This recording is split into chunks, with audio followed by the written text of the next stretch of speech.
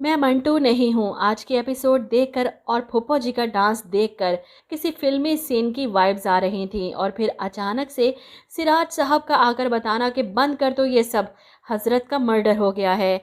अब एकदम से सबके चेहरे देखने वाले थे। महमिल तो तकरीबन रो ही पड़ी थी। अब मुझे ये समझ नहीं आती कि राइटर साहब ने आखिर इन दोनों बाप बेटों के नाम क्यों नहीं सोचे, बड़े हजरत, छोटे हजरत। यहाँ तक कि बिन्यामीन भी अपने बेटे से जाकर जब सवाल करता है कि बड़े हजरत का मर्डर हो गया है, इन्हें भी नाम नहीं पता, इन्हें भी यही पता है कि बड़े हजरत हैं। अजीब बेवकूफ़ाना बातें हैं, इनके नाम क्यों नहीं लिए जाते। खैर, ये तो एक अलग ही बहस है। फिलहाल तो टॉपिक पर आए तो मंटू सर पर सारा शक जा रहा है। बहुत से लोगों को लगा है कि फरहाद कातिल है, इसी ने मरवाया, क्योंकि वो फ़ोन पर बात भी कर रहा था कि मगरिब के फ़ौरन बाद। लेकिन अगर देखा जाए, एक चीज़ सबने नोट की होगी कि आखिर उस सड़क पर मंटू सर के अलावा कोई और क्यों मौजूद नहीं था, और मंटू सर वहाँ पर क्यों थे एन उसी वक्त जब बड़े हजरत का मर्डर हो रहा था। इन्होंने अपनी आंखों से ये सब देखा और सीधा पुलिस स्टेशन पहुंच गए पूरी कहानी सुनाने। और बाद में कातिल का चेहरा भी याद आ गया इन्हें कि वो फरहाद का साथी था। ऐसा क्यों लग रहा है कि मंटू सर झूठी कहानी सुना रहे हैं? दोनों दुश्मनों को आमने सामने खड़ा करने के लिए एक ही झटके में इनका दुश्मन फरहाद ख़त्म और महमिल इनकी। ये बात सोचने वाली है। मुझे यहाँ पर लग रहा है कि सर मंटू इन दोनों से भी बड़े गुंडे हैं। खैर, आगे चलकर ये कहानी तो हमें खोलकर दिखा ही दी जाएगी। फिलहाल सस्पेंस बनाने के लिए स्टोरी को ऐसे मोड़ा गया है कि मंटू और मिस मारिया पहले पुलिस स्टेशन जाते हैं, और जब पुलिस वाला भी इन्हें डराता है कि आपकी जान को खतरा हो सकता है, तो मारिया सीधी पहुंच जाती है सिराज अमृतसरी के घर ये बात बताने के लिए कि मंटू सर आई विटनेस है कातिल के, और हम दोनों जानते हैं कि वो कातिल कौन है। सिराज साहब के पूछने पर वो तफसीलन बता देती है कि फरहाद, इसी ने अपने आदमी के ज़रिए महमिल के होने वाले ससुर का मर्डर करवाया है ताकि ये शादी रुक सके। ये सुनकर सिराज साहब उठकर खड़े हो जाते हैं। तो वो सब ड्रामा करके दिखाया गया है मुझे।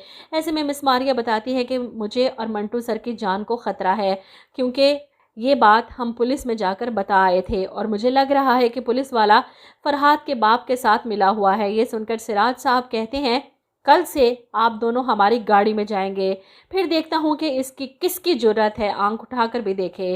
वहीं पुलिस वाला वाकई में बिन्यामीन को पुलिस स्टेशन बुला लेता है सब बताने के लिए।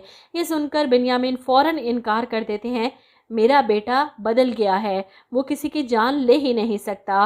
और यहाँ सिराज अमृतसरी गुस्से में बिन्यामीन के बेटे को अपने हाथों से मारने के लिए घर से निकल रहे हैं, जब महमिल इन्हें रोक लेती है। अब्बा प्लीज़, कोई खून खराबा नहीं। ये सुनकर सिराज साहब जवाब देते हैं कि उसका मरना मेरी आरजू नहीं थी, लेकिन अपने हाथों से लिखी है उसने अपनी मौत। पीछे से इनकी बेगम भागती है अपने बेटे शबरेज़ को बुलाने के लिए कि वो आकर अपने बाप को रोके या इनके साथ जाए। सिराज साहब गुस्से से चिल्लाते हैं कि बिन्यामीन की हवेली को आग लगा दूंगा मैं। महमिल को लगता है अगर ये लड़ाई शुरू हुई तो वो अपने घर के बकिया मर्दों को भी खो देगी, इसीलिए वो सदमे से बेहोश हो जाती है। और यहाँ पर सिराज साहब अपनी बेटी की तरफ लपकते हैं कि इसे क्या हुआ। इधर आप देखेंगे कि शबरेज़ खुद ही अकेला पहुँच जाता है फरहाद से लड़ने के लिए, इसे सबक सिखाने के लिए। हाथ में गन पकड़े किसी गैंगस्टर की तरह वो फरहाद की तरफ बढ़ता है, जो शायद अभी नमाज पढ़कर वापस आया था। इधर महमिल अपनी फुप्पो के पास भागती है, खुदा के लिए आप रोकें इस जंग को होने से। शबरेज़ भाई को अगर कुछ हो गया तो मैं खुद को कभी माफ़ नहीं कर पाऊंगी। और फुप्पो बड़ी मासूमियत से जवाब देती हैं कि मैं अना और औरत की बुनियाद पर किसी माँ की कोख उजड़ते हुए नहीं देख सकती। मैं नहीं चाहती कि मेरी तरह तेरी माँ भी अपने जवान बेटे की मैयत पर बैंड डाले। लेकिन इस जंग के शुरू होने से सुरैया फुप्पो को ये फ़ायदा हो रहा है कि इनके अपने दोनों बेटों का इंतकाम लिया जाएगा अब। वहीं दूसरी तरफ मिस मारिया कॉलेज फ़ोन करती हैं मंटू सर को ये बताने के लिए कि आप अकेले वहाँ से घर मत आइएगा, महमिल के वालिद आपके लिए सिक्योरिटी और गाड़ी भिजवा रहे हैं।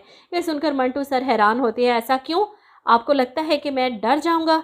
लेकिन मैं डर कर नहीं, लड़ कर मरना चाहता हूँ। मंटू सर ने मंटू की किताब का कुछ ज़्यादा ही असर ले लिया है खुद पर कि असल में ही खुद को मंटू समझने लग गए हैं।